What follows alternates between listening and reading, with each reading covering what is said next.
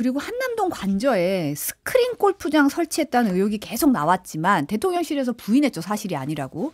정진석 전 비서실장 같은 경우는 국회에서 초라한 창고라고 증언하기도 했어요. 초라한 창고일 뿐이다. 뭐 이렇게 얘기하기도 했는데 올 초 감사원이 확보한 경호처 간부의 진술에 따르면 실내 스크린 골프장으로 사용할 수 있는 벽면과 인조 잔디가 있는 팁박스, 소파, 붙박이 옷장도 설치되어 있다는 겁니다.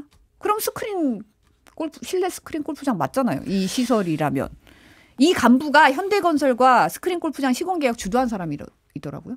저도 이제 그 얘기를 들었었는데 실제 스크린 골프장 같은 형태로 2곳 정도가 있고 한 곳도 쓸 수 있다 추가로. 그래서 전체 다 따지면 3곳 정도가 있다라는 얘기를 들었었어요.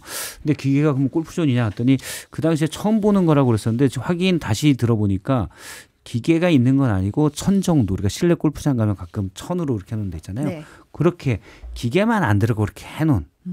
근데 이제 실내에서 앞서 뭐 인조잔디에 팁박스, 소파, 옷장에 다 겸비된 거면 기계만 안 들어왔을 뿐이지 나머지는 다 해놓은. 그렇게 보여요. 그래서 그중에 일부는 경호처 직원들이나 이런 사람들이 쓸 수 있게 했지만 원래 쓰려고 하는 공간이지만 나중에 대통령이 본인 하는 것으로 이렇게 됐고 지난 여름에 그때도 노컷뉴스였나요? 대통령이 이제 군 골프장에서 골프 치는 걸 기자들이 사진 찍으려고 하고 그랬잖아요. 그래서 네. 나중에 나온 얘기가 트럼프가 당선되면 트럼프랑 골프 치기 위해서 그랬다. 근데 그걸 트럼프가 당선되기 한참 전에 그런 얘기가 있었는데 알고 보니까 재작년 여름부터 골프를 치셨대요. 저도 가서 골프 치고. 그런데 그게 뭐 저는 그게 나쁜 거라고 생각하진 않아요. 대통령이 골프 칠 수도 있고. 그래 그거 가지고 대통령이 왜 골프 쳐? 뭐라고 할 수는 없죠. 근데 그걸 자꾸 왜 숨기냐. 그런 생각이 듭니다. 스크린 골프장도 저는 있어도 된다고 생각해요. 대통령이 뭐 있고 본인 치고 그 시간 남으면 뭐 직원들도 거기 활용하라고 하고 가끔 이렇게 복지가 잘 돼 있는 기업들 가보면 스크린 골프장이 있는 곳들도 있어요. 그런데 해도 되는데 왜 그걸 숨기고 무슨 초라한 창고라고 얘기하고 직접 와서 보시라고 하고 잘 이해가 안 됩니다. 그거는. 법적인 문제가 될 수도 있을 것 같아요. 법적 문제요. 유용. 예를 들면은 이것이 뭐 경호시설이라든지 경비시설 초소공사라고 계약서에는 돼 있다라는 거 아니에요?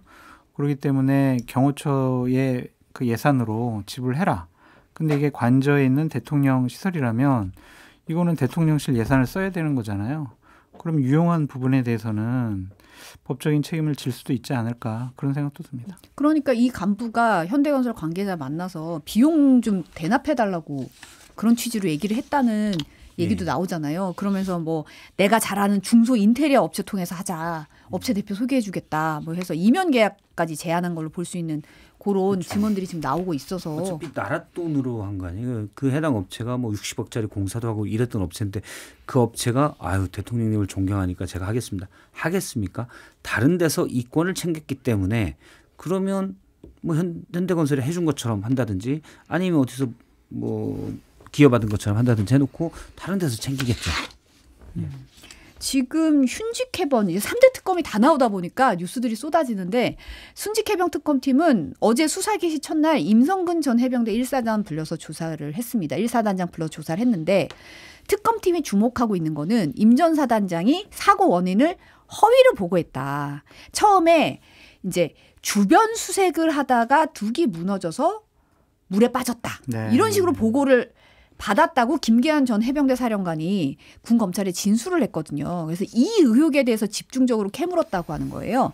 임 전 사단장 같은 경우는 군 보고 체계상 착오가 있었다고 답을 했는데 김계한 사령관이 사단 자체 부실 보고냐 해서 보고를 다 점검을 했는데 사령부에 그런 보고를 한 적이 없다는 걸 확인했다. 그런 이제 수사 기록에 그게 나와 있다고 김정민 변호사가 또 오늘 아침 방송에서 얘기를 하기도 했습니다. 어떻게 보세요? 그게 이제 경로설의 하나의 원인이 될 수도 있을 것 같아요. 그러니까 둑이 무너져서 쓸려가서 어쨌든 최상병이 사망하게 됐는데 사단장에게 무슨 책임이 있어? 라고 이제 처음에 보고가 만약에 둑이 무너져서 그게 김기현 사령관에게 보고가 됐고 김기현 사령관이 만약 그런 형태로 대통령실에 보고를 초반에 했다라면 그런 잘못된 인식을 가졌을 가능성도 있죠. 근데 어쨌든 대통령이 어떤 인식을 가지든 이게 중요한 게 아니라 해당 부서에서 그러니까 해병대 수사단장이 본인들의 판단에 따라서 수사를 하고 있는데 대통령이 그거에 개입해서 이첩하지 마라. 또 이첩하지 말아라고 했는데도 불구하고 하니까 이놈 잡아넣어. 그래서 사실 집단항명죄, 수괴죄로 처음에는 그 무시무시한 죄로 한 거 아닙니까? 이런 게 다 문제죠. 네. 임성근 전 사단장의 증언은 솔직히 못 믿겠어요. 아무것도. 어쨌든 자기 휴대폰 비번을 모른다, 기억이 안 난다라고. 그래서 누가 거기서 집엔 어떻게 들어갑니까?라고 소리 지르는 게 이제 어제 나왔었죠. 네, 그것도 그렇고 이제 본인이 해병대원들을 뭐 그 물속에 들어가라는 걸 지시하지 않았다. 이제 이런 식의 얘기를 하잖아요. 본인 처벌이나 책임을 회피하기 위해서 여러 가지 사실이 아닌 얘기를 주장을 하고 있다라고 볼 수밖에 없을 것 같아요. 그래서 특검에서 제대로 수사해가지고 임성근 전 사단장이 어떠한 잘못을 했는지 잘 밝혀주세요. 국민의힘 얘기 잠깐 마지막으로 한번 하면 국민의힘 혁신위원장으로 안철수 의원이 내정이 됐는데 국민의힘은 지금 사망선고 직전에 코마 상태에 놓여 있다. 저 안철수가 메스를 들겠다. 보수 정치를 오염시킨 고름과 종기를 적출하겠다라고 했어요. 못해요. 할 수가 없어요. 왜냐하면 혁신위원장이라는 자리를 받아들일 때 조건을 걸었어야 해요. 네, 혁신위원들 인선이라든지 혁신위에서 우리가 결정한 사항들에 대해서는 비대위가 한 글자도 고치지 말아라. 무조건 수용하고 무조건 다 받아들여라. 아, 혁신위 안을 다 받아라? 네. 그래야 내가 이걸 하겠다. 네. 근데 그러한 얘기가 없잖아요. 아니 일성이 백서 쓰겠다고 그랬다던데요. 그러니까 그 백서도 지도부와 상의해가지고 백서 TF팀을 만들겠습니다 이거잖아요. 그게 뭐냐고요. 아니 대선 진 거 누가 원인 몰라요. 그냥 그건 뭐 A4 용지 한 장 한두 줄로 결정하면 되고 혁신위가 하는 것은요. 국민의힘이 쇄신과 변화를 이끌어냈습니다. 그걸 보여주는 거잖아요. 그거의 가장 중요한 부분은 뭐예요? 하나는 인적 청산이고 하나는 제도적인 계산이에요. 윤핵관들 정말 한 10명 정도는 정기 은퇴시키고 불출마 선언하라고 압박을 해가지고 국민의 눈높이에 맞는 인적 청산 이뤄내야 되고요.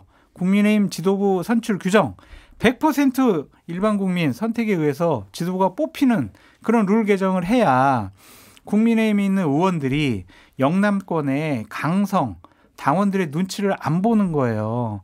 근데 그 룰과 인적 청산을 안 하고 백서만 뜰게요. 이렇게 하면은요. 뭐부터 하겠어요? 지방 다니면서 자 이제 국민들께 듣겠습니다. 우리 대선 왜 패배했는지 질타해 주세요. 이런 세미나하고 토론회하고 시간 다 보낼 거란 말이에요. 그런데 어떻게 뭐 고름을 짜내고 뭐 메스를 들이내고 어떻게 치료를 해요. 저는 딱 이거부터 만든다라는 거를 일성으로 내세웠을 때 아, 이거 이제 아무것도 못하겠구나. 그런 생각이 듭니다.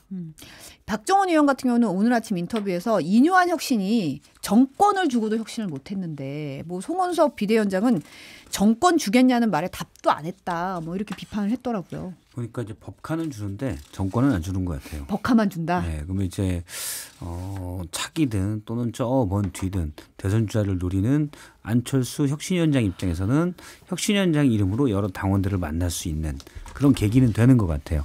근데 안철수 의원이 사실은 메시지는 괜찮죠. 상식적이고 또 지난번 그 계엄 관련 탄핵 관련 표결 때도 본인 혼자 남아 있고 그랬었잖아요.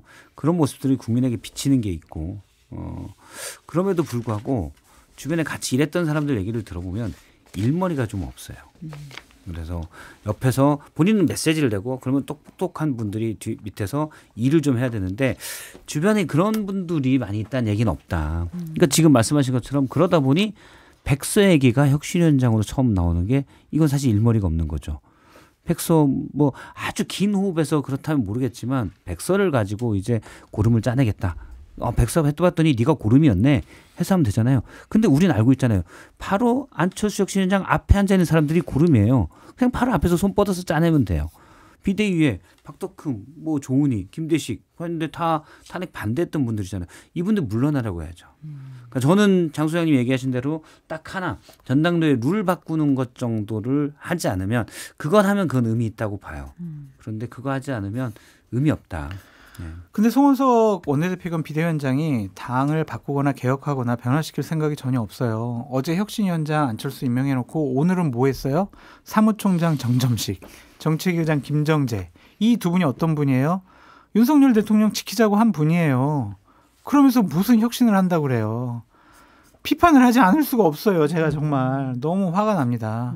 그래서 이렇게 송원석 원내대표가 원내대표로 선출된 것 그 자체가 국민의힘의 쇄신과 변화는 기본적으로 불가능하다라고 말씀드립니다. 고름과 종기를 백서를 써야지 알 필요는 없다. 그렇죠. 다 알고 있다. 다 알고 있잖아요. 손만 뻗으면 돼요. 바로 앞에 앉아 있어요.